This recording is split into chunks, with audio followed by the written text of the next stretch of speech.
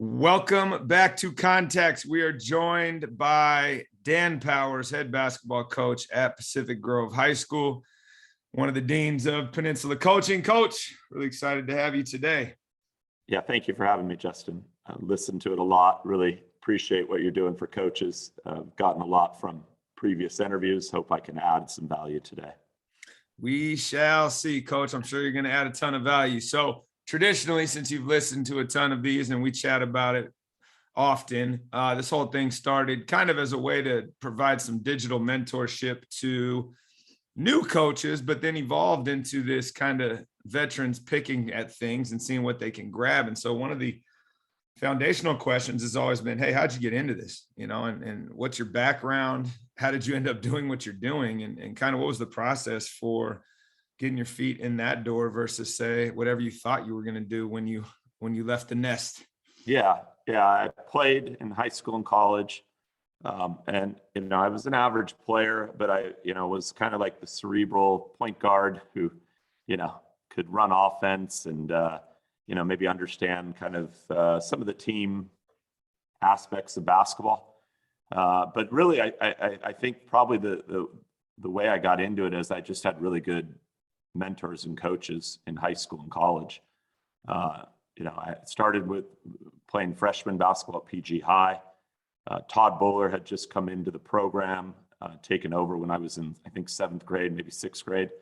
And he kind of recast everything at PG in terms of the importance of basketball, made it, something to do, made it exciting.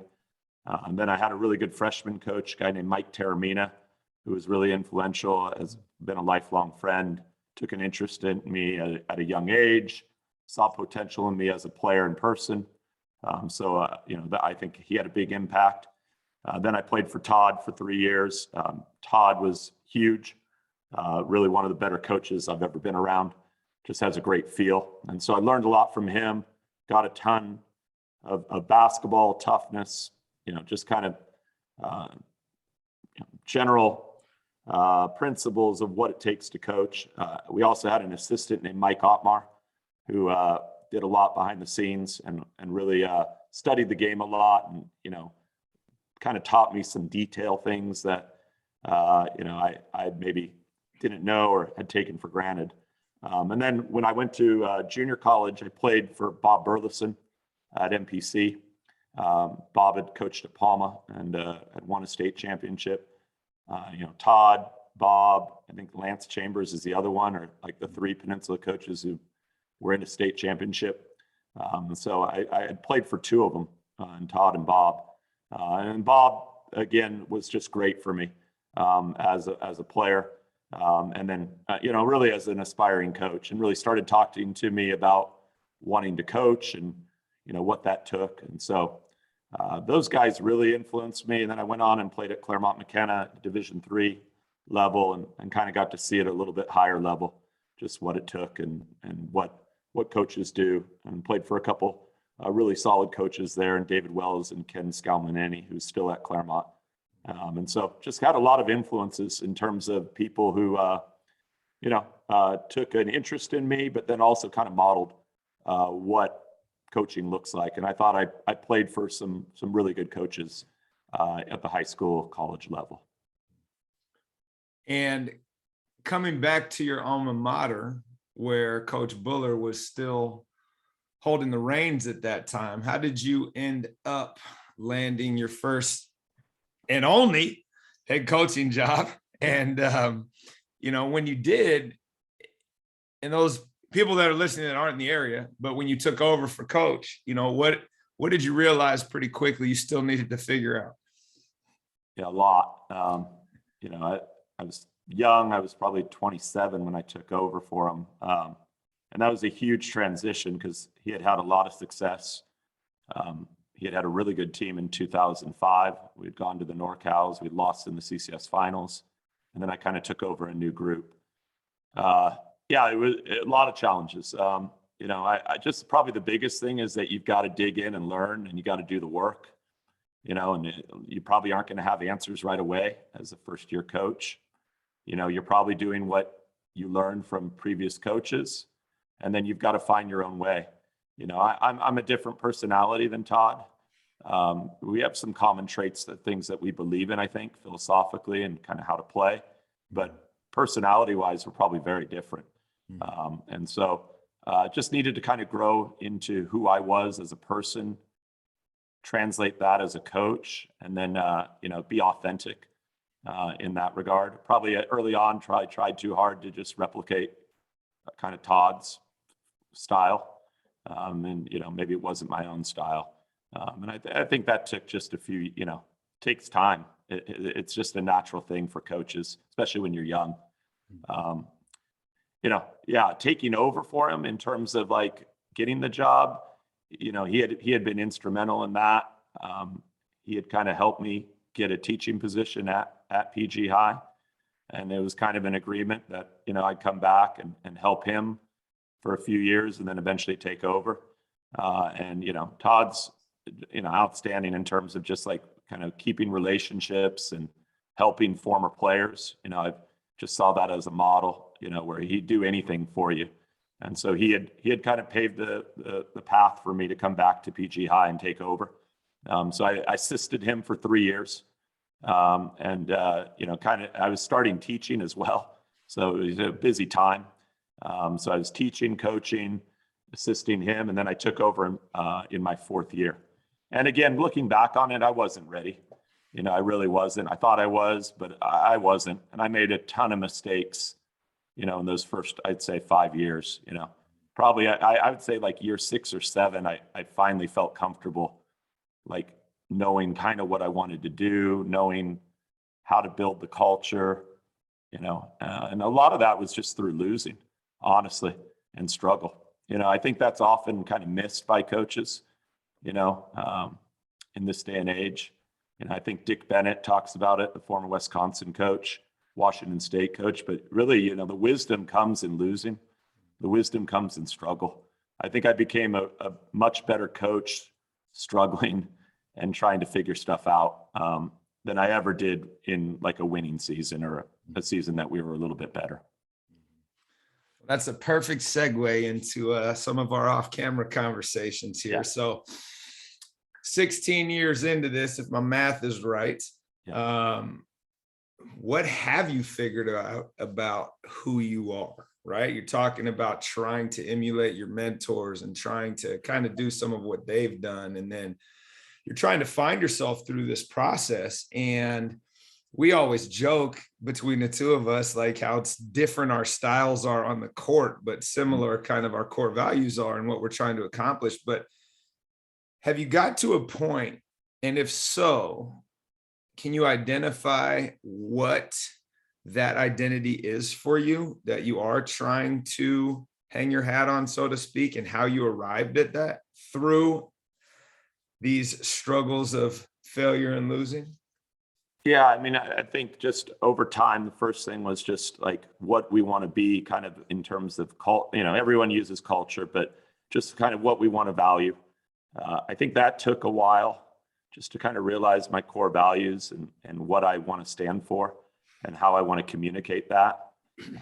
And so that was probably the biggest piece that I think took time to figure out. And I still think even now, like how to communicate core values, how to ingrain them, and how to make them, I guess, like daily practices. Because that's really, in my opinion, what culture is just, it's daily actions, it's daily habits. It's how every interaction's going, I think, within your program, whether coach to player, player to player. And a lot of that happens without, me being involved. Mm-hmm. That's probably the greatest challenge is how do you get it to where when you're not in the gym or you're not in the room, it's supposed to look the way you want it to look. And so I think just establishing how we want to act when we travel to a road game, how do we act during a walkthrough? What's our focus level like on and off the court? Those things probably were what I think figured out over time and has led to any success we've had.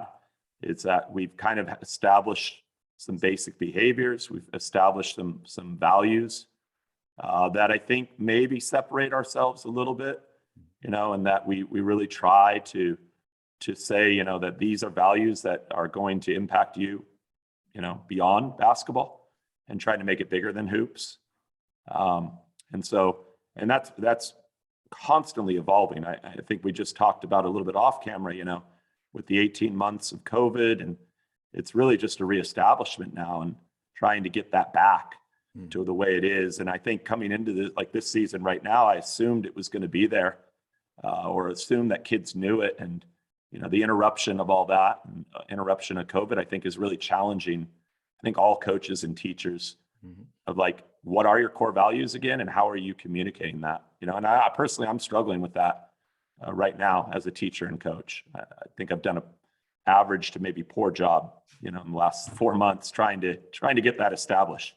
But I do think that you have a value system, and telling that to kids and parents, and then using that in the, I think, judgment of your program more than wins and losses is really critical. To stand for something and to have a value system there is important. Perfect. Couldn't agree more. And I'm going to, we're going to do an exercise here that may be revealing and may help us both. Sure. So given that description, given our off-camera shop talk, now on wax, what do you see that is missing from what existed before, if you could pinpoint? And what shortcuts would you say we've both taken in this new season after not really playing that may have led to those not being there? Yeah. So what I think had existed before was that you had the idea of tradition, and that those values were being passed down year in, year out in interactions like summer and fall conditioning, and then in the season, and that you had older players replicating that or speaking to it, and coaches getting in front of the kids face to face, and that it was being established through, I would say, more day in, day out routine. I think that with the last 18 months has been the interruption in both teaching and in coaching, is, I think, from my perspective, the lack of that structuring of day in, day out, the lack of that carrying on of tradition, values, whatever you want to say, culture, now has created a little bit of a gap of understanding of what we want or what we want to do. What did I skip in terms of steps? I think the biggest thing is clearly explaining what I want on and off the court, and then probably holding kids accountable to that. I think the first part more than the second part, at least just in a little bit of review. I assumed coming into the year that people understood kind of maybe what was expected, in my classroom, for example. But again, they hadn't been in a traditional classroom for a long time. So study habits, organizational skills were all very different than maybe what I expected. And I think that's the same in hoops and basketball. It's where I expected kind of that tradition, those concepts to carry on. And then they really needed a restart. They really needed a reintroduction. And I think that's where I trying to go back and try and maybe not to skip, but to reestablish. Yep. So how do you do that now, right? This is a mentorship type podcast, right? How do you, whatever we are a month into the season at this point, have the wherewithal to have a day one mindset and stop and hit all these things, knowing that there's going to be a little TIPI, and temporary inconvenience for permanent improvement long term? Yeah, it's what I'm thinking about almost daily right now. I think in part is slowing down, probably simplifying in terms of the basketball part of it, like if you're just talking X's and O's. But probably the bigger thing with the culture piece is I've just found that like everything kind of needs to be explained. Mm-hmm. So what does a shoot around on game day look like? You know, our walkthrough on game day when we're in school. Mm-hmm. What does our game day walkthrough look like when we don't have school? Those are two different things. Mm-hmm. You know, what we're expecting from the kids there, Mm-hmm. what we're expecting in terms of behavior, what we're expecting in terms of concentration, coachability. You know, I'm talking about that a lot right now. Like, I think Rick Croy from Cal Baptist has some of the best definitions of it that I've heard, but like coachability, like eye contact, you know, some type of acknowledgement, I think is what he talks about. And then more importantly, like the effort to try to do what is being asked, I think is how he explains it.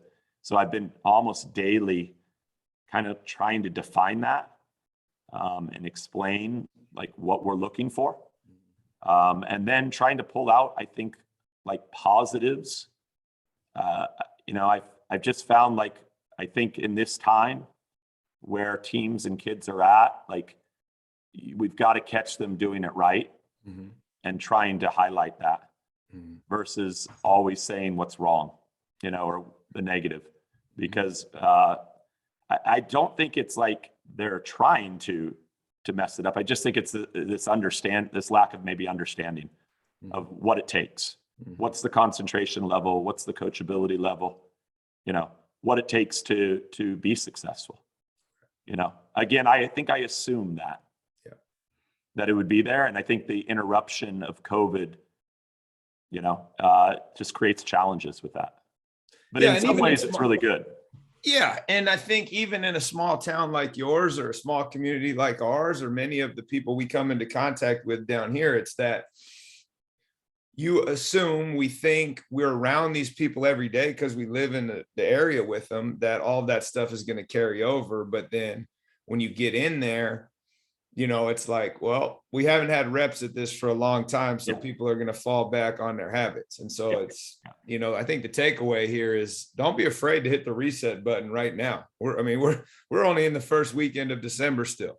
So how do we think long term and go ahead and take 2 steps back so that we can go 10 steps forward? And I think that's something that we're afraid to do because we're not afraid, but when you talk about time and you talk about these arbitrary dates we have put into the schedule that somehow are an assessment of what we're doing, sometimes we forget and try to put the cart before the horse. Yeah. I'm going to pivot here because one of the other things that I think you are elite at is trying to find new ways to innovate by watching other coaches, teams, being in community, talking to football coaches, whatever it might be. So I am curious, and we'll use the COVID window as our sample size here. Sure. What are the best things you've learned during that time that you are now trying to implement that maybe you haven't done before, whether they're working or not? Yeah. Well, what I tried to do during COVID was to view it like a sabbatical of coaching, which it was in part, you know, not having a coaching season for much of last year, you know, besides the spring. And so then what I tried to do was I tried to kind of study a little bit of everything, culture, offense, defense, and tried to hit upon kind of different aspects within our program. And then I basically, what I think I do well there is I've tried to find coaches that have maybe some newer thoughts on that or do things that I like. And so then I'll spend a ton of time like researching them, just kind of what I do, and like try to figure out what I can take from them. Obviously you can't take everything, but trying to figure out, you know, what makes their program successful, trying to listen to everything that they're putting out there. I just think there, you know, with coaches nowadays, like there's just a lot more information available. And I thought that was kind of the cool thing about COVID, was that just the amount of information that was shared was huge. Almost to a point where it was overwhelming. No doubt. No doubt. Yeah, it was. Yeah. Yeah. And I kind of had some of that fatigue, as you're getting into like, I guess, fall of 2020, like how many more clinics can you listen to? How many more speakers can you hear? So then what I do is I basically then I'm a pretty big like note taker. And so I just took notes, and then I put binders together of what I was studying. And so like the big things was like implementation of culture, how to like identify core values a little bit better, how to implement, how to kind of systematically do it versus maybe randomly. So that was like one. Just felt like I'd maybe fallen back a little bit and trying to install those values or to teach them or to kind of put them into a system. So did that. And then more, it was like XOs, offense, defense stuff. In the last few years, we've tried to play a little bit, we're playing a little bit differently. We're heavy, like set offense 5 years ago. We're now more kind of like a modified Princeton's offense. So trying to learn that better, trying to get, better at the skill stuff. It's much more skill kind of development, offensive skill. And so what do teams that run that, what are they working on? How do they break down their practices? Still think I'm kind of struggling a little bit with that, to be honest, just like how to get skill in and how to, focus defensively. And, I think that's a huge challenge as a coach, like what you spend your practice time on, and what do you become good at? And so, even just reflecting here in the first month, like, I still think we're trying to find our identity, like most teams are at this point. So just trying to find different ways to improve our program. All right, I'm going to go a little bit deeper on this. Sure. Give me one or two tangible things that you have learned observing other coaches, be it basketball or not, whatever, that you've tried to implement into your program, into your style, into your approach that have failed, and what you have learned from that has been beneficial moving forward. And it doesn't have to be recent. Yeah, I'm trying to think of a couple. Come back to like just like the identity part. Like every year, I'll study a little bit of like, we play heavily pack line man to man, and it's always like, oh, maybe a change up would be good. And so, I'll look at some pressure or look at maybe some matchup zones, things like that. Feel like, often I'll try to do some of that. And then it's like, it takes time to put it in, takes time to get good at. Feel like it doesn't end up fitting my identity maybe of what I want. I get a little bit frustrated with it. And so like, it maybe takes away from some other things that I feel I'm good at. The thing I would stress there, like to coaches, is you've got to be able to coach it and correct it. And so like often I feel like with coaches, myself included, is like when I do try something else, which I want to, a little bit outside my comfort zone, it's sometimes the inability to coach it and correct it, and so then it's like, just doesn't feel right. You don't feel like you're confident enough as a coach to change or to make it better. And so that's really a challenge I often go to, I think, with your question is like, how do I implement a new idea and then make it my own? So, I would say like in that regard, maybe some type of change up defensively, again, getting out of our base in terms of what we're doing. The other thing too, I keep going back to, I guess, with like on the offensive end, is just kind of an identity of play, and I think there, like I probably could be accused of, too many sets and things like that. And, maybe, too much volume playbook wise. So, sometimes it's just seeing something that I like, putting it in, and then realizing it's overwhelming to the kids, or it just doesn't work and fit our personnel. I do think, though, there's value to it. I mean, I do think adding new things in stretches the kids a little bit mentally.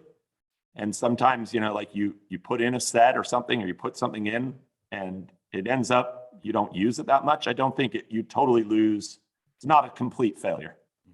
I do think there's something gained from stretching kids and kind of adding things to them to think about. So, I mean, I wouldn't look at it as complete failure, but clearly then it's just kind of whether it fits your team and fits your identity as a coach. Yeah. And I'm going to bring it right back to that, because one of the things I think was super important that you said was you try to implement things and maybe it doesn't fit your identity. And I think that's the biggest part of this whole thing, is figuring out who you are, what you're comfortable with, and what can you live with. And if something doesn't fit, no matter what, you're always going to have regression to the mean and what you're comfortable with, because I think the concept and thought you offered about you have to be able to coach it, correct it, and teach it. Yeah. And you're never going to be able to do that until you learn it at a level that makes you a master teacher. Right. And here's the tricky part. If you want to change and add some things, you have to go all in on it. You can't dabble. And when you dabble, you're always going to regress to the mean. If you go all in and you burn the boats, then you don't have a choice. And I think as you're making these decisions, coaches, all of us, it's, if you put one, it's like jumping in the pool. You want to test the temperature? It's a lot harder to go in. You dive in, it's too late. And so I think people need to take that away. And like you said, just because it didn't work doesn't mean it was an abject failure. It means you had a learning moment if you wanted it there. And I think that's a great point that you mentioned. The other thing I want to make sure people heard is if you're overloading the athletes and you are trying to do more for the sake of doing more, what's the outcome you're trying to reach, right? And simplicity wins. And Dan, you and I joke all the time. Like I tell our kids, when we play PG at the end of the year, it's going to be a battle of wills. We're going to try to impose ours. They're going to try to impose theirs. They're going to try to bore us to death, and we're going to try to score 100. And at the end of the day, that's a compliment, because you're going to control tempo. You're going to run a million different things, and your kids all are going to know how to do that. But then if you said, hey guys, this year we're going to try to run up and down, like everybody's brain would implode. Theirs, yours, because they have been conditioned to do a certain thing, and that's a multi-year endeavor. And so I think that's something that you can't stress enough. It's all jokes aside, like it's fun, but that's really important. Who are you as a coach? Who are your athletes? And what are you going to hang your hat on? Yeah, no, I think in part that often when I watch teams play, I feel like that's the biggest challenge, like for coaches. It's what makes you unique, or what's like your trademark. I think Fran Fraschilla or somebody says, like, within 30 seconds or a couple minutes, I come into your gym, I should know generally what you're about. I really do agree with that. When I go out and scout and watch teams, just like, what's that identity? And a lot of times I feel like teams might not have that identity, and so that becomes a challenge. But if you can find a clear identity, I do think in the end, it can help you. Yeah. Let's talk about that for just a second, because we do know each other pretty well. And this idea that you just brought up about having a lot of sets or playing the pack line or doing certain things versus, people that aren't aware, we have the polar opposite approach. And it is, how much of that goes to a need to, or a want to be able to affect outcome through clear-cut decisions on your part, right? And putting your kids in a very specific place where they can find their most success, versus potentially my approach, which is like, hey, we're going to give them the best tools we can, and then we're going to see what happens. And then we're going to try to teach them to make some other decisions, right? And it's like, one's not right or wrong, but how much of us as coaches individually, but also in the people that we surround ourselves with, how much of it has to do with that personality and that need to like, no, I think that this is how we can actually help them be more successful long term. Yeah. Yeah, I think it's huge. I think that goes to the coach's personality and identity of how they want to play, or, you know, just how they view kind of life, I think, in part. You know, it really has to be authentic. I think that's the biggest thing, like, to who you are or who you want your team to be. I think the kids will pick up on it if it's not, you know, in the end. They might not always agree with it or like it, but I think at least they'll respect that, you know, we're going to do it this way. You know, we have a clear plan. My thing always has been is just trying to be as maybe practical as possible in how we play. And again, you know, it just is kind of who I am, who I like aspire kind of as a coach is, you know, just we want to kind of control tempo in certain ways. We want to try to find certain things that I don't think teams are great at defending. And so then we want to try to play to that. You know, in the last few years, we've changed a little bit. Like I mentioned earlier, we are a little bit more free flowing in terms of like decision making. If you watch us, we don't play like we did 5 years ago completely. You know, I do think basketball's changed quite a bit. I think what kids are watching is much more free flowing, read, react type stuff in the NBA and the college level, where you have some structure, but you have decisions within that structure. And so I do think, like, I mean, you know, 20 years ago, you know, the Princeton offense was huge, kind of faded out a little bit, got a lot of criticism, I think, you know, and was seen as playing slow. But you watch like NBA and college now, I mean, a lot of it is 5 out, a lot of it is handoffs, a lot of it's back cuts, a lot of it's split cuts, you know, that. And so I think giving structure and then some decision making within that structure is the best way to go. I think I've always kind of coached that way, whether it was with sets, you know, where, I mean, there were some reads within that, not a lot, but there were, you know, but it was like read A, read B, read C, you know, screen the screener action, different things like that we would do a lot. You know, and so I think you're just trying to give kids a clear identity of thought and where they should look. And I think sometimes that helps in teaching, you know, and helps in time breaking it down, especially with high school kids that maybe don't have sometimes the basketball IQ or experience, like to make just natural basketball plays. You know, I know just in my, you know, 17 years, we've had some of them, you know, our better kids are probably towards that and like can make clear decisions. But like a lot of our kids, a lot of our role guys, I felt have needed some help, you know, with sets or with some type of A, B, C read where it's like, logically, this is what you need to do. Yeah. Well, and the idea of constraints actually helping kids to flourish, where, you know, when we're young and we're getting into it, it's like, well, I don't want to tell them they can't do this or that. When it's like, ultimately, we all have constraints in our lives and our jobs, right? And it's like, that helps us make decisions. Yeah. So I don't think there's anything wrong with that. What would you say if I asked you, what have you most recently changed your mind on? And it doesn't have to be coaching. You're a parent, you got 3 little ones. You got a life outside of basketball, not much, but I mean, you do. But what would you say that you most recently changed your mind on? Yeah, it's a good question.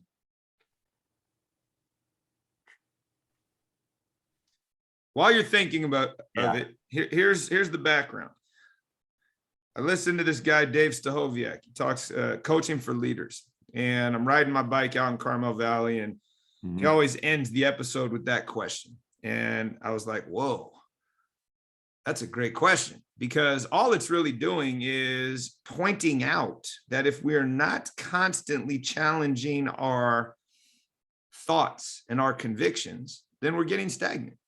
And, you know, you've got a lot going on with trying to figure out how to reach these kids in the classroom after, remote instruction, how to coach kids that haven't been able to be in the gym, that now they got to wear masks, whatever. There's a lot going on, right, in all of our lives. But there are these constant decisions where we are forced to reevaluate, what do I believe here? And does that still hold? And the example in Adam Grant's book, Think Again, said, if I came to your office right now and I saw you were using Windows 95, like you might not leave the office feeling very confident because I would bash you so bad. But if you were saying, hey, this is what I believe, and you established that in 1995, like nobody would care. Yeah. I guess the biggest thing with just teaching, coaching, parenting that I guess I would reevaluate on is just, how are you living your core values, and can you define those, and then try to implement them? I just think more and more kids need that, and more like I feel leaders fail in that regard, like of defining it and then holding kids accountable and saying like, this is what we stand for. I think I always believed it. I think more and more in the last year, I'd say it's just more about these small little interactions, more so than a speech, more so than a professional development day, more so than even like a team retreat. Like, I just think more and more like how you live your life, how you set an example, how you define it and talk about it, is going to probably have the biggest impact towards everybody else in the room, versus anything bigger than that. But that's really hard because it's often now you're battling human nature and habits and differing views, people that might not agree with you, in regards to what you're saying, or come from a totally different experience. And so I feel greatly challenged on that right now, in like the last, just what's happened, obviously in life in the last year and a half. But I do think these most successful organizations, schools, teams, I do think are going to fight and win on that front of like, this is what we stand for, and this is what we do. And it might not be immediate, might not be like today on December 5th. But eventually, those organizations are going to win out because the value system of what they do and their culture and habits are just better than others, in the long run. So I guess that would be the biggest thing, is it's just got to be in that daily implementation. I like that. So here's an interesting follow-up that I'm thinking about because of my ADD while you're talking. Yeah. You are, at the high school level especially, one of the guys I think is really good at game prep for the opponent and also getting yourself ready. So what I would be curious to have you do a little self-reflection here on that prep, now that you're having to think about the ways in which you need to connect with this generation post-COVID.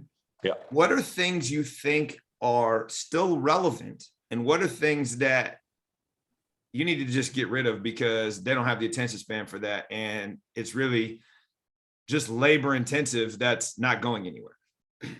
After how many games you played now? Yeah, we played 4. Okay, so quick self-eval. What would you keep? What would you get rid of? Getting ready for the next game this week. Keep is that we're going to talk about player tendencies and what they do best. I do think I do a good job with that, probably without kind of bragging about it, but to the level of detail that maybe other coaches don't. Like, just what does a guy do, and how could I do think I can look at that and watching, 2 or 3 games, I can see most guys like what they like to do. It's not bragging. It's not bragging when it's true and your kids leave their scouting report in the gym and our guys read them to each other and laugh because they're accurate.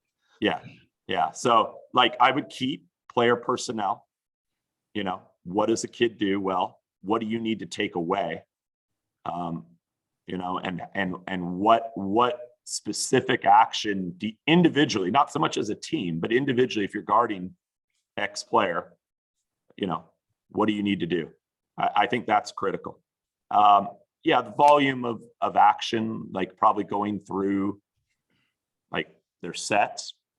I think, again, I've tried even this year, that we've limited it to like two actions. These are their favorites. These are the ones that we really don't want to give up. And what happens, I think, though, with that, which I think often gets misunderstood in like our player prep or our scout, is like you're building a database of actions that teams run.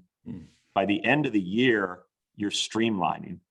I think if you're not addressing that, like in a way that, you're trying to build players' IQ levels. And so I just think like we're talking cross screens. Well, Carmel cross screens a lot, so it's like, we're going to call it the Carmel action and we're going to refer to it when another team does it. So I'm building with the kids, a database, in my opinion, of what's coming. And so we're streamlining things a little bit for like league and later on down the line. I do think that's valuable, even if it sometimes can be much. But yeah, so I would keep player personnel. I would limit the number of actions I'm going over, and I've tried to do that. Same in my we always do a written scout sheet day of the game. I'm doing it bullets this year, bullet points, with a quick description of what they like to do in transition, half court, etc. And so, again, whether that's right or wrong, it's just shorter, it's more to the point. Other thing I try to do is in our game day walkthrough, 10 minutes, that's it. And we're out of there. Again, we do spend a lot of time at it, but I am aware, I think, of like, trying to limit, like, you don't have them for 40 minutes. You think you do, you don't. So like trying to get that time down more, where it's more effective, less talk, more just quick reminders, and then moving on. And then the last thing too, that I started doing more of, we haven't done much this year because we didn't have a lot of scout early in the year with teams, but just clips, little clips, one or two, more for ourselves than anything. A thing that I've started doing that I think is really good is just having a consistent film approach. The typical thing was you lose, right? And you're going to go 40 clips, and you win and it's like 5 or, none or whatever, but like game in, game out, we do 8 clips. We do positive defense, positive offense, 2 and 2. And then we do positive offense, improvement offense, 2 and 2. And so just 8 clips. Sometimes we go over it as a team, sometimes we don't. But just as a consistent approach, more for me, that we're not going to overreact to loss, or we're going to have a similar style each time. And I think that's important. That's the same on the scouting end. I do think that does have merit. I don't think it's totally wasted, even though sometimes having 30 sets that you're trying to go over is too much. That clearly loses kids. But I think having a consistent approach of how you're doing those things matters. No, that's great advice. And I think at the end of that, you boiled it down into a nutshell, and it's like, here's some tangible takeaways. 10-minute shoot around. Used to be 30. Can't handle that anymore. 8 clips every time, no matter what. Now they're not reading into, oh, coach is mad. Coach is happy, right? No, this is just what we do. And it goes back to what you started with at the beginning of this, which is, what is your identity as a coach? And are you living into those core values you are trying to teach your athletes? And I think that's super valuable. Great way to end it, Coach. Appreciate you taking the time on a Sunday, our only day off during basketball season. Yeah, thank you for having me, Justin. Again, appreciate all that you're doing. Appreciate what you're trying to do to help coaches. Thank you.